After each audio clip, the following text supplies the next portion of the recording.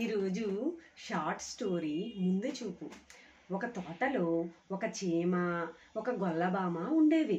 అయితే చీమ ఎప్పుడు ఎక్కడ ఆహారం దొరికితే అక్కడ ఆహారాన్ని తీసుకువస్తూ కష్టపడుతూ తన పుట్టలో దాచుకుంటూ ఉండేది. కానీ గొల్లబామ ఎప్పుడు తిరుగుతూ ఆహారం కోసం ఆలోచించకుండా ఎప్పుడు అటు ఇటు తిరుగుతూ ఉండేది. అయితే చీమ ఇలా ఆహారం కోసం కష్టపడి తెస్తూ ఉంటే గొల్లబామ చీమని నువ్వు ఎందుకు ఇంత కష్టపడతావు అనేసి హేళన చేసేది. చీమ దాన్ని పట్టించుకోకుండా తన ఆహారం కోసం తను వెతుకుతూ ఉండేది.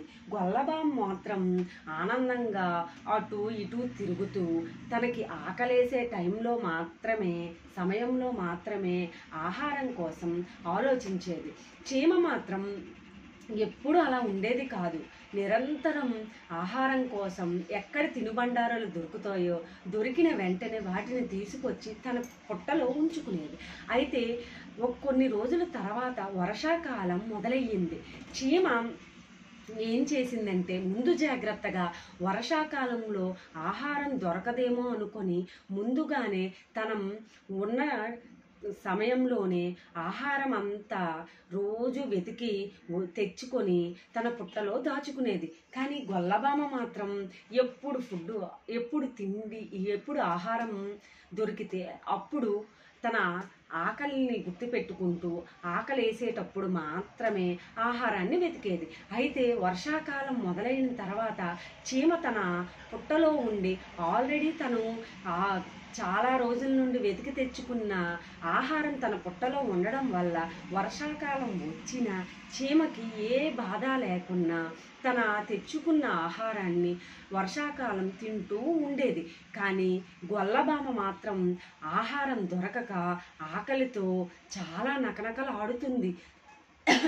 ఎందుకంటే గొల్లబామ ఎప్పుడు ఆహారం కోసం ఆలోచించేది కాదు.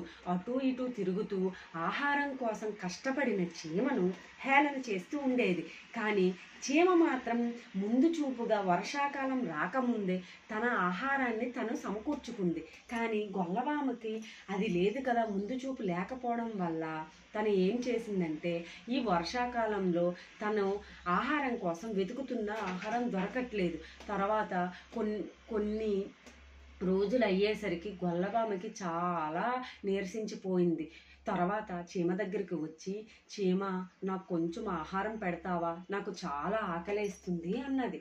చీమ అప్పుడు సరే తెస్తాను ఉండు అని చెప్పి తన పుట్టలోకి వెళ్ళి కొంచెం తినుబండారాలు తెచ్చి గొల్లబామకి ఇచ్చింది. చూసావా, నేను కష్టపడిన సమయంలో నువ్వు నన్ను హేళన చేశావు.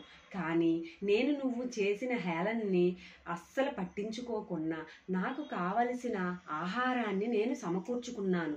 కాబట్టి ఈ వర్షాకాలంలో నాకు ఎంత ఇబ్బంది రాకున్నా నేను చాలా ఆనందంగా నేను తెచ్చుకున్న ఆహారంతో నేను నా పుట్టలో ఉన్నాను అన్నది.